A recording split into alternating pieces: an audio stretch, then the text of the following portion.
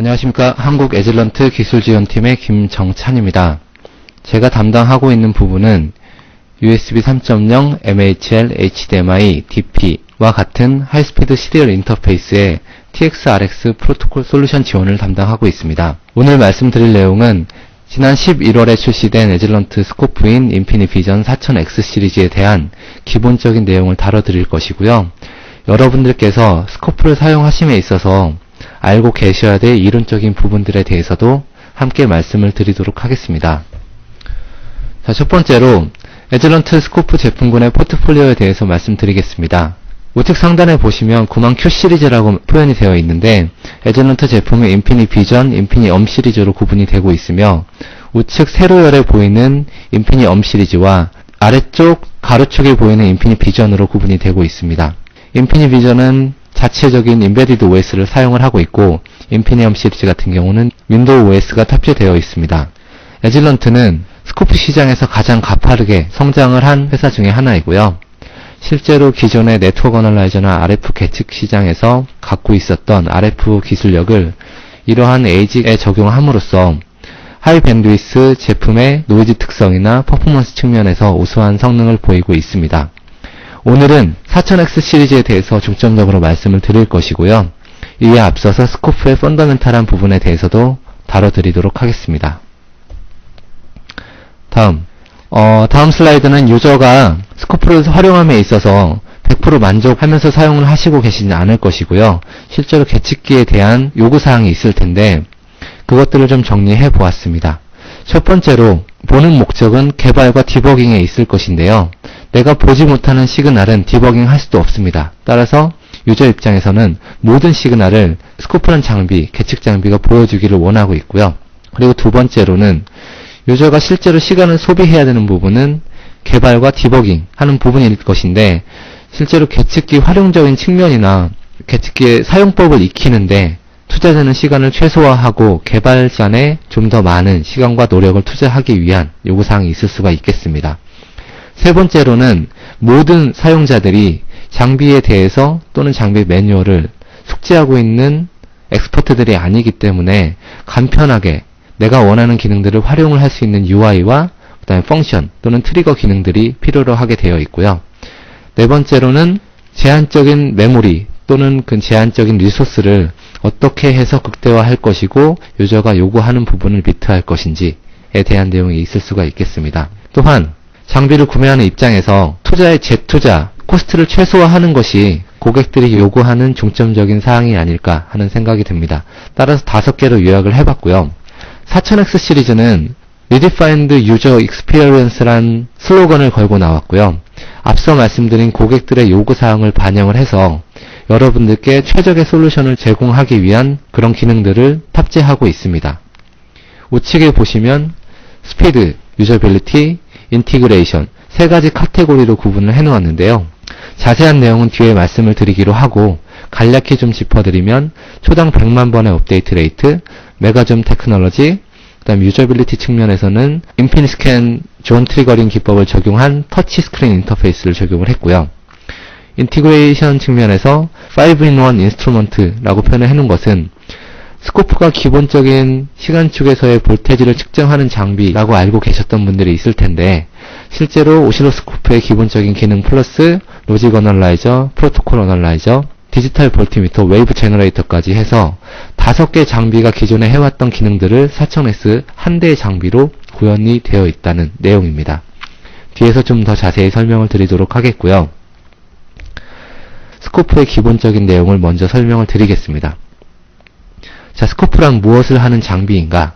스코프란 것은 시간축에 따른 볼테지 또는 전압들의 특성을 시각적으로 보여주고 측정을 하는 장비입니다.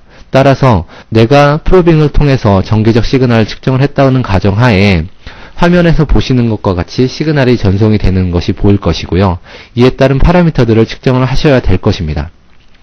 스코프는 이러한 시간축에 따른 볼테지를 측정을 해서 내가 원하는 파라미터와 시그널의 특성을 검증을 하는 장비가 될 것이고요. 이러한 오실로스코프의 내부적인 블럭을 살펴보시면 정기적인 인풋 시그널에 대해서 AD 컨버전을 통해서 애퀴지션 메모리에 데이터가 저장이 되게 됩니다. 이때 마이크로 프로세서에서 데이터를 처리하고 특정한 디스플레이로 화면에 뿌려주게 되죠. 이때 레졸루션 자체를 확인해보면 일반적으로 8빛 레졸루션에 256 레벨로 볼테이지 레벨을 표현을 하게 되고요. 일부 스코프 같은 경우는 12비트까지의 그 하이 레졸루션을 지원하는 장비도 존재를 합니다. 자, 다음으로 이제 본격적으로 제가 스코프의 스펙이나 고려되어야 될 그 퍼포먼스를 결정하는 파라미터들에 대해서 소개를 해드릴 건데요. 체인 형태로 이루어진 링을 보시면 스코프의 밴드위스와 프로브의 밴드위스를 포함해서 시스템 밴드위스라고 표현을 할 수 있고요. 장비의 퍼포먼스의 가장 지표가 되는 수치입니다. 두 번째로 스코프의 샘플링 레이트를 말씀을 드릴 수가 있는데 얼마나 촘촘하게 샘플링을 할 수 있는지 또한 장비의 스펙 중에 중요한 파라미터고, 자, 마지막으로 스코프의 메모리 뎁스가 있겠는데 뒷메모리를 지원할 경우에는 좀 더 높은 샘플 레이트를 커버를 할 수 있고 좀 더 많은 피리어드를 측정을 할 수 있다는 장점이 되겠습니다. 이러한 스펙적인 항목들 중에 가장 성능이 저하되는 요소가 바로 이 장비 전체, 계측 장비 전체의 퍼포먼스를 결정을 하게 될 것입니다. 세부적으로 좀 알아보도록 하겠습니다. 첫 번째로 아날로그 밴드위스를 말씀을 드릴 것이고요. 다음으로 샘플링 레이트, 메모리 뎁스, 업데이트 레이트, 외 부품 업데이트 레이트에 대해서 다루도록 하겠습니다. 자, 다음은 100메가 클락을 서로 다른 밴드위스를 갖고 있는 오실로스코프로 측정한 결과입니다. 100MHz의 스코프로 측정을 했을 때는 100메가의 펀더멘탈만을 아웃풋으로 보여지게 되고요. 하모닉 성분들을 온전하게 포함하고 온전한 라이즈 타임을 측정을 해내기 위해서는 약 2기가 정도의 스코프 밴드위스가 필요로 하게 됩니다. 따라서 충분한 밴드위스의 스코프를 선택을 하셔야만이 오차 없는 측정 결과를 얻으실 수가 있는 것입니다. 자, 다시 한번 설명해드리는 슬라이드인데요. 왼쪽에 트루 시그널로 표현된 인풋 시그널을 두 대 스코프로 받아들였고 한 대는 충분한 밴드위스를 갖고 있는 그런 사양의 장비이고 한 대는 충분하지 못한 낮은 사양의 장비를 측정을 했을 때 동일한 인풋이더라도 결과는 우측과 같이 다르게 나타날 수 있다는 것을 표현한 것이고요. 따라서 밴드위스는 가장 중요한 스펙 중에 하나라고 다시 한번 강조드리도록 하겠습니다. 이런 밴드위스는 뭐에 의해서 결정이 되느냐? 바로 파형이 갖고 있는 맥스 프리퀀시가 되겠는데요. 실제로 맥스 프리퀀시는 예를 들면 100메가 클락이라고 해서 100메가가 파형이 갖고 있는 맥스 프리퀀시가 되는 것이 아니고 그 하이 프리퀀시 성분에 의해서 형성이 되는 트랜지션이 발생하는 라이즈 폴 타임 기준으로 파형의 맥스 프리퀀시가 결정이 되게 됩니다. 따라서 공식을 잠깐 보시면 라이징 타임의 역수에 0.5 내지 0.4를 곱했을 때 이 값이 바로 파형이 갖고 있는 맥스 프리퀀시가 되겠고요. 다음 슬라이드에 보시면 실제 3% 오차 범위 내에서 장비의 측정 결과를 얻어내기 위해서는 아까 공식에 의해서 얻어진 맥스 프리퀀시의 약 1.5 내지 2배 정도로 곱한 값이 내가 측정하고자 하는 시그널의 적절한 밴드위스가 될 것입니다. 이 점은 반드시 고려가 되어야 될 사항입니다. 자, 간략히 소개해드렸고요. 두 번째는 샘플링 레이트에 대해서 말씀을 드리겠습니다.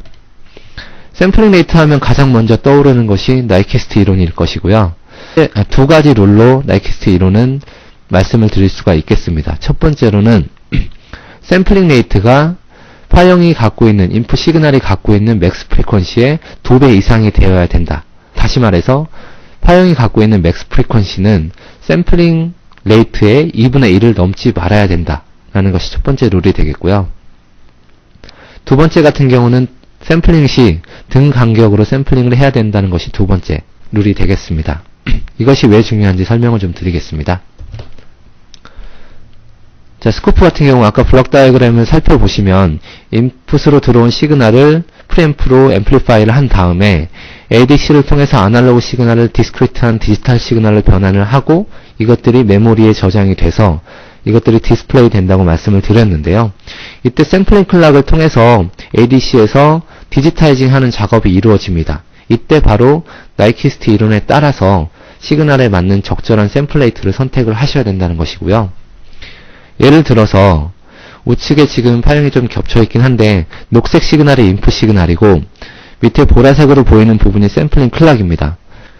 샘플링된 포인트가 바로 붉은색 점들이고요. 실제로 이 점들을 메모리에 저장을 하고 내부적으로 인터폴레이션 기법을 적용을 해서 이 빨간색 점선과 같이 점들 사이를 연결함으로써 우리가 눈에 보이는 최종적인 파형을 재구성해내는 것입니다. 이때 일반적으로 스코프는 4채널을 가지고 있는데 1, 2번 채널, 3, 4번 채널 샘플러를 인터리빙이라는 것을 적용을 해서 샘플링 레이트를 2배로 늘리는 그런 테크닉을 적용을 하고 있습니다. 간단히 예를 들어서 1번에 인풋 시그널이 있고 2번 채널에 인풋 시그널이 있을 텐데요. 각각 채널에는 샘플러가 있을 것이고 1번 채널 샘플러에 2번 채널 샘플링 클락을 정확히 반죽이 밀어서 1번 채널 샘플링된 포인트 사이사이에 샘플링을 추가함으로써 샘플링 레이트를 2배를 늘리는 그러한 기술입니다. 실제 예를 들면 앞서서 설명드린 그림과 차이가 느껴지실 것 같은데요. 샘플링 클락이 2개가 있고 하나는 1번 채널의 샘플러, 2번 채널의 샘플러가 되겠습니다. 2번 채널의 샘플러가 좌측 하단 보시면 1번 채널에 정확히 반주기가 밀어져 있는 걸 보실 수가 있고요.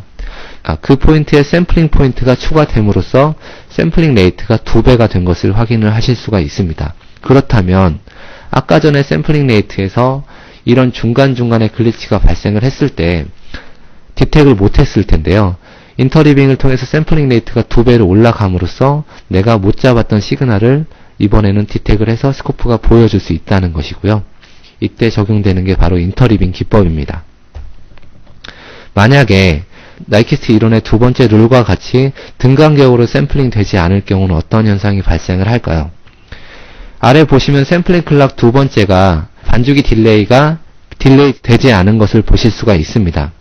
이때 보시면 내가 샘플링 되어야 되는 포인트는 여기일 텐데 실제로 이쪽과 같이 그 스코프가 인식을 하기 때문에 인터리빙을 적용을 했을 때 동일한 인풋 시그널임에도 불구하고 성능이 떨어지는 샘플링, 인터리빙, 다시 말해 장비의 제약 때문에 이런 왜곡된 아웃풋을 얻을 수 있다는 것이죠. 따라서 나이키스트 두 번째 이론이 중요한 이유는 여기에 있을 수가 있습니다. 자, 다음으로 샘플링 레이트에 따른 파형의 알리아싱을 말씀을 드릴 건데요. 우측에 보시면 파란색 시그널을 인풋으로 50Hz짜리를 받고 있으며 30Hz로 샘플링을 했을 때, 아래와 같이 샘플링을 했을 때 결과적으로 얻어진 파형은 붉은색의 10Hz짜리 파형이 되겠습니다. 따라서 적절한 샘플 레이트를 선택하지 못했기 때문에, 또는 반대로 말하면 충분한 샘플 레이트를 지원하지 못한 장비를 썼기 때문에 결과 파형에 이런 알리아싱 현상이 발생을 하는 것입니다. 따라서 충분한 밴드위스를 선택하는 것이 굉장히 중요하고, 두 번째로 충분한 샘플 레이트를 선택을 하는 것이 또 중요합니다. 자, 세 번째로 메모리 뎁스에 대해서 말씀을 드릴 건데요. 자, 메모리 뎁스는 상식적으로 생각을 해봤을 때 고속의 샘플 레이트를 지원해서 샘플링된 데이터들은 포인트가 상대적으로 많아질 수가 없겠고요. 그렇다면은 이 포인트들이 저장되어야 될 메모리의 용량도 굉장히 커져야 될 것입니다. 따라서 뒷메모리를 지원을 할 수 있다는 것은, 다시 말해서 고속의 샘플 레이트를 지원을 할 수 있다는 말이 될 수도 있겠고요. 또는 동일한 샘플 레이트를 지원을 할 경우에 좀 더 많은 피리어드를 측정을 할 수 있다는 말로 대신할 수가 있겠습니다. 따라서 계측기는 뒷메모리를 지원을 하는 것이 계측기 스펙에서 굉장히 중요한 부분이 될 수가 있겠고요. 실예로 두 가지 그림은 1초 구간을 서로 다른 샘플 레이트를 가지고 샘플링한 결과를 보여주고 있는데, 우측이 10배 많은 샘플링 레이트를 갖고 있고요. 실제 좌측 포인트에서는 유저 입장에서 눈으로 볼 수 없었던 부분이겠죠.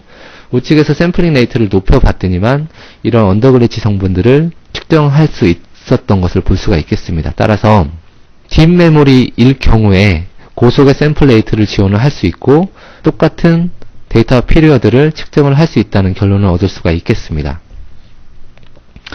자, 이것을 좀 글로 표현해 놓은 슬라이드인데요.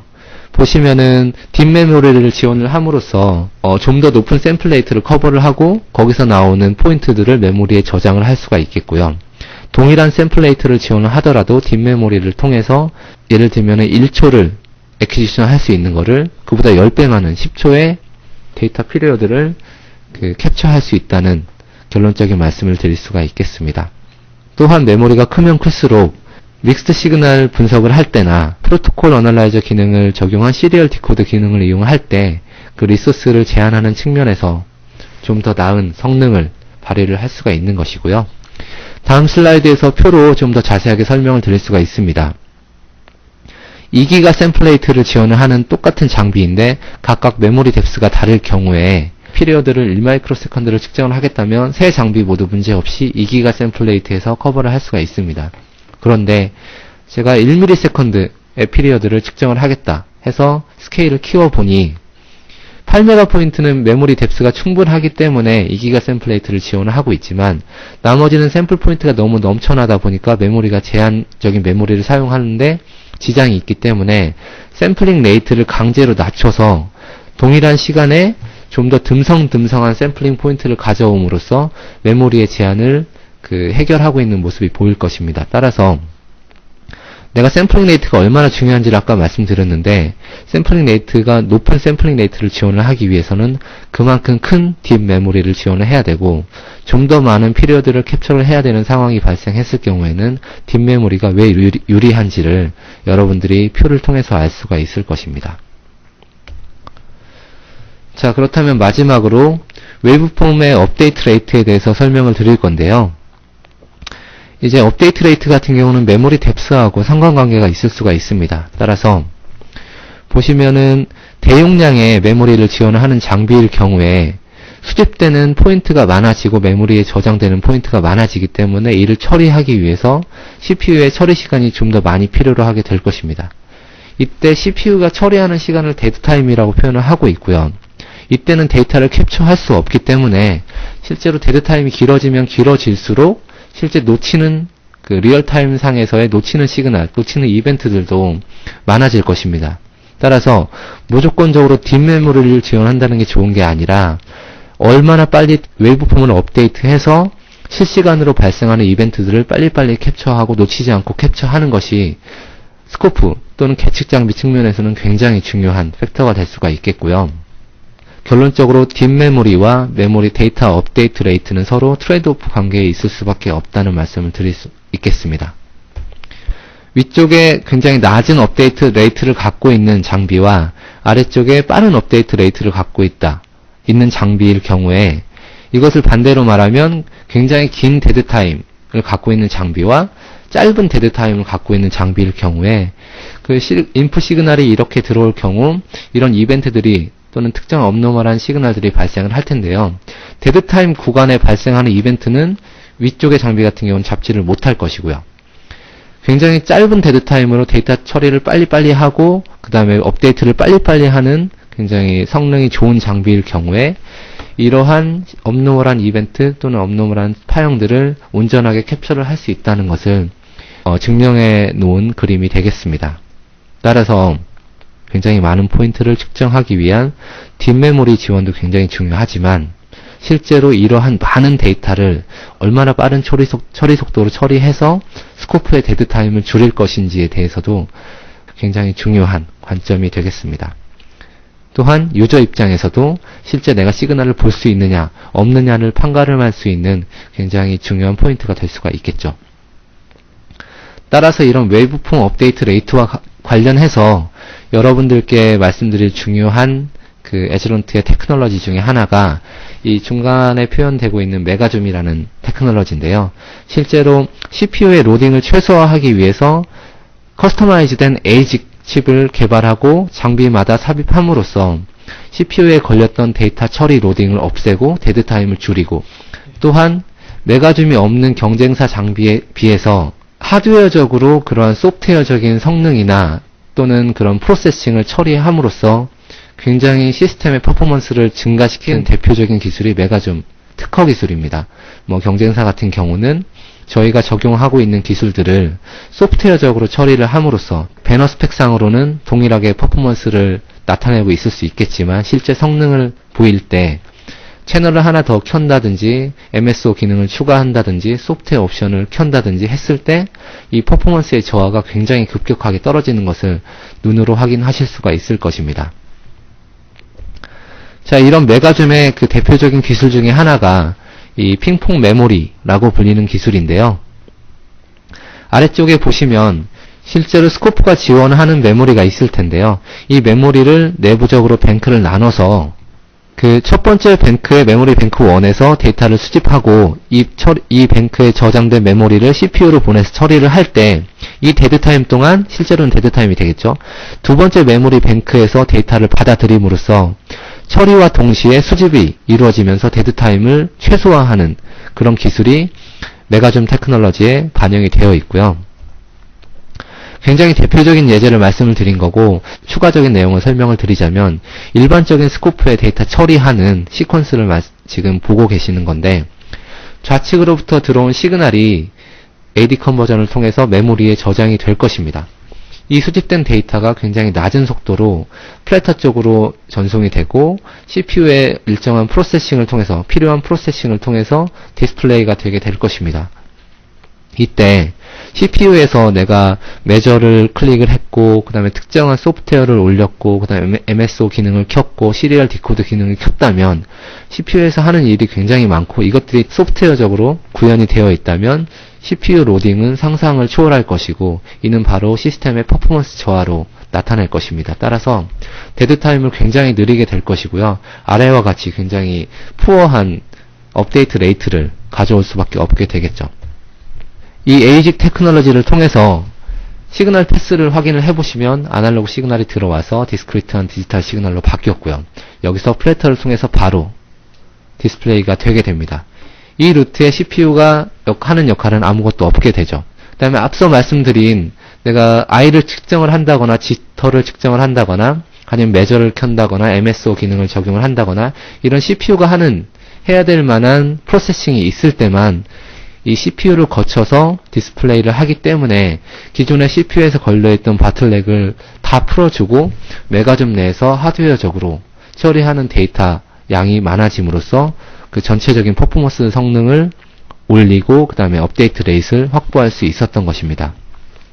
따라서 이 메가줌을 적용함으로써 4000X 같은 경우에 초당 100만 번 업데이트 레이트를 확보를 할 수가 있었고요.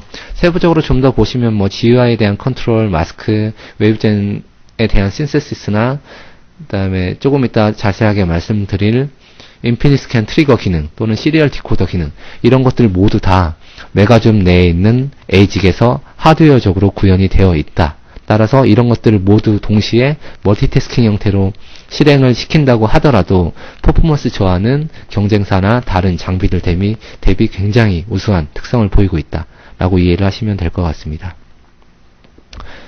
동일한 인풋 파형을 서로 다른 장비로 측정한 결과를 보여주고 있는데요.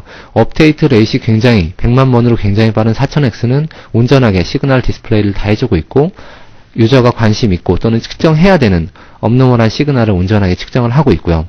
우측의 DPU 4000 시리즈의 예제와 같은 경우는 낮은 업데이트 레이트와 퍼포먼스를 제공을 함으로써 내가 분명히 분석을 하고 개선을 해야 된 이런 그런 위크한 회로적인 시그널의 포인트를 온전하게 캡처를 하지 못하고 있는 모습을 볼 수가 있을 것입니다. 이게 바로 메가줌에 의한 퍼포먼스 개선의 직접적인 예제가 될 수가 있겠습니다. 자, 여기까지 기본적인 스코프의 펀더멘탈에 대해서 말씀을 드렸고요. 거기에 덧붙여서 메가줌이 적용된 에즈런트 제품의 장점에 대해서도 간단히 짚어드렸습니다. 그래서 요약을 좀 드리면 스코프에서 가장 중요하게 고려되어야 될 스펙이란 것은 시스템 밴드위스와 샘플링 레이트, 그 다음에 이에 따른 메모리 뎁스와 웨이브폼 업데이트 레이트가 될 수가 있겠고요. 이런 측면에서 지금부터 말씀드릴 4000X가 얼마만큼 큰 장점을 갖고 있고 시장에 나와 있는 경쟁사 장비 대비 어떠한 면에서 우수한지 여러분들께 자세하게 소개를 드리도록 하겠습니다. 자, 우선 위쪽의 테이블로 4000X 시리즈의 특징과 그 다음에 스펙, 기본적인 아주 중요한 배너 스펙을 한 화면에 표현을 하고 있고요. 잠깐 살펴보면 4000X 시리즈는 200MHz부터 1.5GHz 밴드위스까지를 커버하는 8가지 제품 모델로 나눠질 수가 있겠고, 실제로 이것들은 보시면은 MSO를 지원을 하는 것인지 안 할 것인지, 아날로그 채널을 2채널 사용할 건지 4채널 사용할 건지 등에 따라서 이제 구분이 되는 것 뿐이고요. 중요한 것은 실제로 4000X 시리즈는 1.5GHz 밴드위스까지를 커버하는 또한 샘플 레이트는 맥스 5기가 샘플 레이트, 메모리 뎁스는 4메가포인트 메모리 뎁스를 지원을 하는 장비이다. 그 다음에 부가적으로 MSO 기능을 지원을 하고 있어서 로직 어널라이저 일부 기능을 스코프가 대신을 할 수 있다 라는 것을 이 표를 봄으로써 확인을 하실 수가 있겠고요. 다음으로 이제 12.1인치 대형 화면을 채택을 하고 있는데, 이때 정전식 터치스크린을 채용을 함으로써 유저가 기존의 감압식 장비를 활용을 했을 때 대비 굉장히 사용의 편리성을 느낄 수가 있다는 장점이 있습니다. 그 다음에 제가 누누이 강조 드릴 만한 웨이브폼 업데이트 레이트, 메가줌 4 테크놀로지를 채택을 함으로써 실제로 4000X 시리즈 같은 경우는 초당 100만 번의 업데이트, 업계에서 가장 빠른 업데이트 레이트를 제공을 함으로써 유저가 원하는 파형은 뭐든지 볼 수 있다라고 감히 말씀을 드릴 수가 있겠습니다. 자, 이 장비는 밑에 잠깐 보시면 아시겠지만 11월달 얼마 되지 않은 시점에 소개가 된 장비고요. 딜리버 하는 데 한 6주 정도 소요가 되고 기타 참조를 하시면 될 것 같습니다. 자, 이제 본격적으로 오늘 여러분께 설명을 해드리고자 하는 4000X 시리즈, 인피니 비전의 4000X 시리즈에 대해서 자세한 내용을 다뤄드릴 건데요.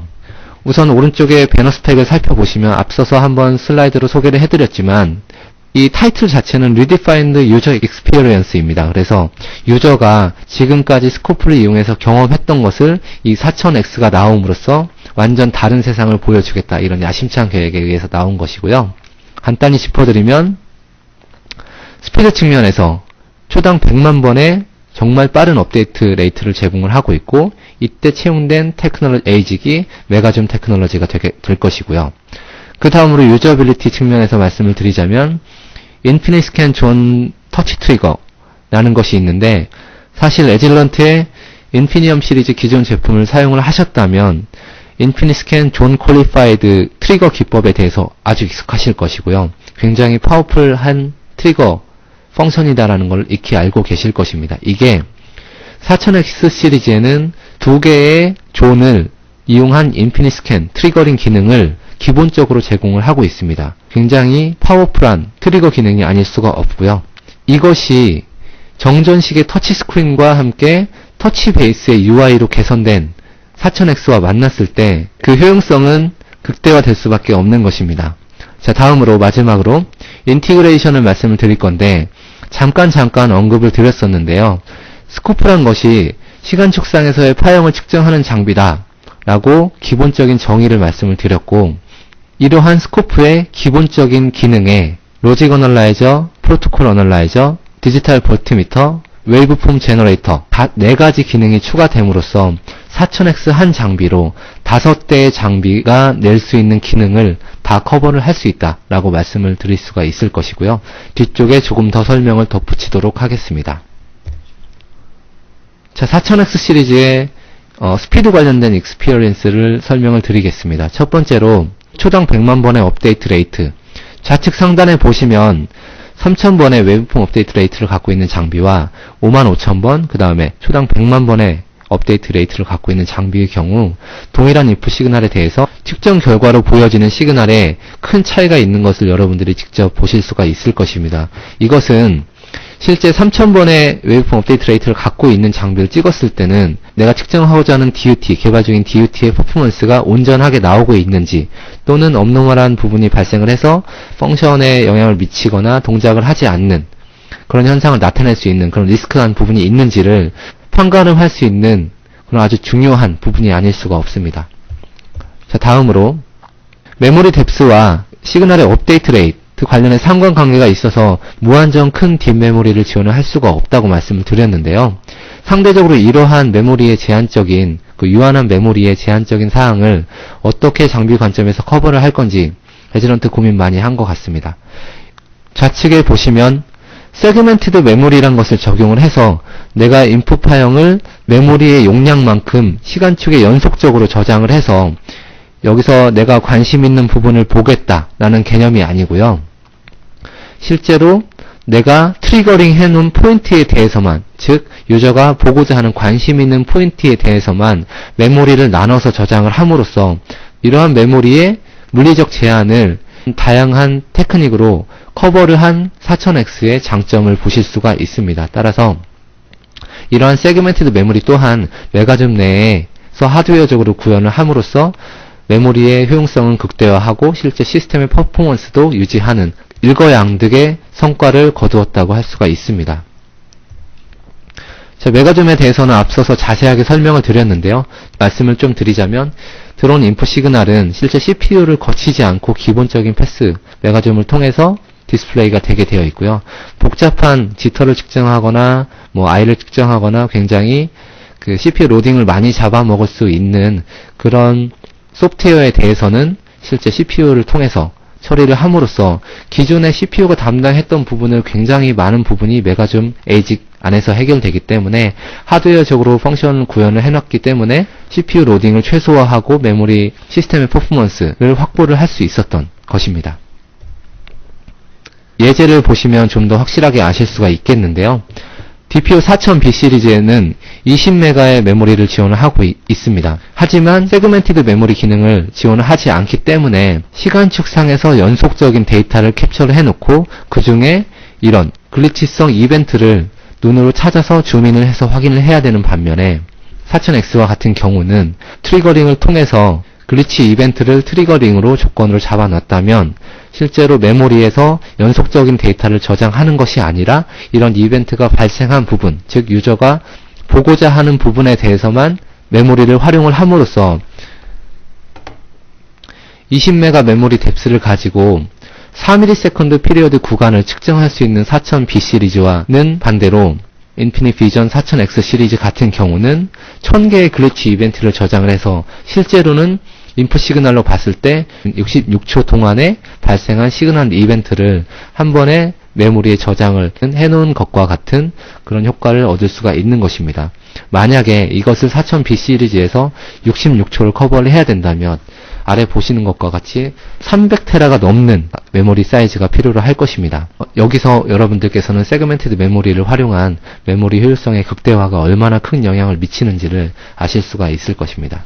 스피드 관점에서 말씀을 드렸는데요. 그 다음으로 유저빌리티 측면에서 여러분들이 4000X 시리즈의 장점으로 알고 계셔야 될 부분은요. 크게 세 가지로 말씀을 드릴 수가 있겠는데 첫 번째로 인피니트 스캔 존 퀄리파이 터치 트리거링을 이용해서 두 개의 존을 활용을 함으로써 기존의 하드웨어적으로 제한적인 트리거를 사용을 할 수밖에 없었는데요. 이러한 인피니트 스캔 존 트리거를 이용해서 굉장히 복잡한 또는 트리거 조건을 세팅하기 쉽지가 않은 그런 파형에 대해서 간결하게 트리거링을 해서 시그널을 캡처할 수가 있고요. 이것이 앞서 말씀드린 대로 터치스크린 방식의 12.1인치의 와이드한 디스플레이와 함께 활용이 됨으로써 유저의 편의성 측면에서 극대화되었다고 할 수가 있겠습니다. 부가적으로 설명을 드리자면 거의 대부분의 장비들은 감압식의 터치 방식을 채용을 하고 있고요. 터치펜을 이용하지 않고서는 그 컨트롤하는 것이나 메뉴를 찾아가기가 쉽지 않은 것이 사실이었습니다. 4000X에서는 터치스크린을 기반으로 한 GUI 디자인 개선이 있었습니다. 따라서 직접 활용을 해보시면 여러분께서는 실제 태블릿 디바이스를 쓰는 것과 같은 느낌으로 장비의 터치 기능을 활용하실 수가 있을 것입니다. 자, if you can see it, you can trigger on it 이라고 표현을 해놨는데요. 이 말인 즉슨 앞서 말씀드린 스피드 한 부분에서의 업데이트 레이트를 확보했을 경우에 눈에 보이는 업노멀한 부분이 있을 것이고요. 이러한 부분들을 내가 인피니트 스캔 존 트리거링 기법을 이용해서 정전식 터치가 반영된 GUI를 활용해서 굉장히 편리하게 트리거링을 할 수 있는 것을 실제 예로 보여드린 것입니다. 여러분들께서 지금 화면을 보시면 아시겠지만 채널 선택이나 내가 옵션을 선택하는 데 있어서 손으로 컨트롤 가능하신 직관적인 UI를 가지고 있고요. 그리고 인피니트 스캔 존 트리거링 기법이 얼마나 강력한지는 그 화면을 통해서 아실 수가 있을 것입니다. 자, 터치스크린에 대해서 좀 더 자세한 설명이 나와 있는데요. 여기 중간 좌측 하단에 보시면 에즐런트 스파크라고 표현이 되어 있는데 이러한 메뉴 안에 들어가면 기존의 윈도우처럼 파일 메뉴, 셋업 메뉴 이런 데를 찾아 들어가서 그 메뉴 항목을 마우스로 클릭하면서 따라갔던 선택 방식에 대비해서 실제로 정말 태블릿 PC 쓰는 것처럼 손으로 클릭을 해서 안에 있는 메뉴들을 선택을 하고 세팅 값을 세팅을 하고 손으로 엔터를 누르고 해서 마치 태블릿을 활용을 하는 것과 같은 터치 활용과 그 다음에 인터페이스 활용을 극대화한 것을 볼 수가 있을 것이고요. 우측에 보시면 PC나 태블릿 디바이스를 이용해서 리모트 컨트롤 가능하시기 때문에 이러한 네트워크 측면에서도 굉장한 그 개선이 있었다는 것을 보실 수가 있습니다. 자, 마지막으로 인티그레이션에 대해서 말씀을 드리겠습니다. 가장 중요한 부분은 업그레이드, fully upgradable 가능한 그러한 업그레이드 옵션에 있을 수 있겠고요. 두 번째로 정말 중요한 부분은 5-in-1 인스트루먼트 해서 아까 말씀드린 5개의 기존에 서로 다른 5장비가 했던 역할들을 4000X 한 장비로 지원할 수 있는 그런 기능의 개선에 대한 내용을 다뤄드릴 것이고요. 자, 우선 첫 번째 fully upgradable 같은 경우는 저희 장비의 가장 큰 장점 중에 하나입니다. 4000X 뿐만 아니라 인피니엄 시리즈 모든 제품군과 인피니비전 시리즈 제품군 일부가 하드웨어적인 어떠한 교체도 없이 모든 기능들을 fully 업그레이드 가능하다라는 장점이 있을 수 있겠고요. 두 번째로는 그 4000X 장비 한 대로 기존의 스코프가 담당했던 오실로스코프의 기본적인 기능들 뿐만 아니라 로직 어널라이저 16개 채널을 지원을 할 수가 있고 2채널의 웨이브폼 제너레이터를 활용을 함으로써 실제 원채널의 단점이나 제약들을 보완을 했다고 보시면 될 것 같고요. 그 다음에 USB 2.0까지 커버를 하는 프로토콜 어널라이저 기능을 보유를 하고 있고, 그 다음에 마지막으로 3디짓으로 표현을 할 수 있는 볼티미터 기능을 4000X 장비 한 대에 구현을 해 두었습니다. 따라서 잠깐 살펴보면 실제 지금 장비를 활용하고 있는 UI를 직접 보여주고 있는데요. 좌측 중간부터 보시면 두 개의 아날로그 인풋으로 받은 시그널을 인피니스캔 존 트리거링 기법을 이용해서 트리거링을 했죠. 정확히 트리거링된 시그널을 시리얼 디코드 기능을 이용해서 프로토콜 분석을 하고 있는 걸 보여주고 있고요. 이와 동시에 하단에 보시면 16빗의 로직 어널라이저 기능을 이용한 로직 분석 또한 동시에 하고 있는 걸 보실 수가 있습니다. 또 오른쪽 하단에 보시면 DVM 기능을 통해서 3디짓의 볼티미터가 동작하고 있는 걸 보실 수가 있겠는데요. 이러한 모든 기능들을 그 멀티태스킹 형태로 지금 동시에 구현을 하더라도 다른 장비와 비교가 안 될 정도의 퍼포먼스 개선을 할 수 있는 게 바로 이러한 기능들이 메가줌 안에 에이직화돼서 하드웨어적으로 구현이 되어 있기 때문이다 라고 말씀드릴 수가 있습니다. 프로토콜 어널라이저 기능 중에 USB 2.0을 커버를 할 수 있다고 말씀을 드렸는데요. 실제로 D 플러스 D-를 측정을 해서 시리얼 디코딩을 하고 있는 화면을 보여주고 있고요. 오른쪽에 보시면 인피니 모드라는 새로 출시된 프로브를 이용한 것을 보실 수가 있겠는데, 인피니 모드는 한 번에 커먼 모드, 싱글 엔디드, 디퍼런셜을 동시에 측정을 할 수 있는 그 새로운 개념의 프로브라고 보시면 될 것 같습니다. 따라서 USB 2.0을 측정을 할 때 시그널 그라운드 두 개의 프로브를 쓰는 게 아니라 인피니 모드 하나로 시그널 D 플러스 D 마이너스 그라운드를 프로빙을 해놓은 상태에서 싱글 엔디드, 디퍼런셜, 커먼 모드를 한 번에 측정을 할 수 있는 굉장히 강력한 프로브 솔루션 중에 하나이고요. 인피니 모드와 실제 4000X를 이용해서 USB 2.0의 프로토콜 분석을 하고 있는 것을 이번 슬라이드에서 소개를 해드린 것입니다. 자, 다음으로 2채널의 웨이브 제너레이터에 대한 장점을 말씀을 드릴 건데요. 싱글 채널을 이용한 심플 모듈레이션에 대한 예제와 좌측에 보시면 듀얼 채널을 활용한 디퍼런셜 시그널 분석을 하고 있는 예제를 보실 수가 있겠는데요. 실제로 한 채널의 웨이브폼 제너레이터를 저희 장비 중에 2000X, 3000X가 지원을 하고 있습니다.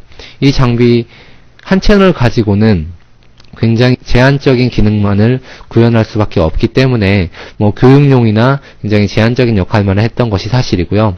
두 채널의 웨이브폼 제너레이터 또는 아비트러리 웨이브폼 제너레이터를 구현을 한 4000X 같은 경우는 R&D에서도 활용이 많이 되고 있고 디퍼런셜 시그널을 만들 수 있기 때문에 굉장한 장점을 갖고 있으며 1번, 2번 채널을 예를 들면 하나는 클락 시그널, 하나는 데이터를 넣어줌으로써 다양한 디버깅용 툴로서 그 웨이브 제너레이터의 역할을 대체를 할 수 있다라고 말씀을 드릴 수가 있겠습니다. 4000X 시리즈 소개를 위한 스코프 베이직과 4000X의 장점에 대해서 전부 다 말씀을 드렸고요.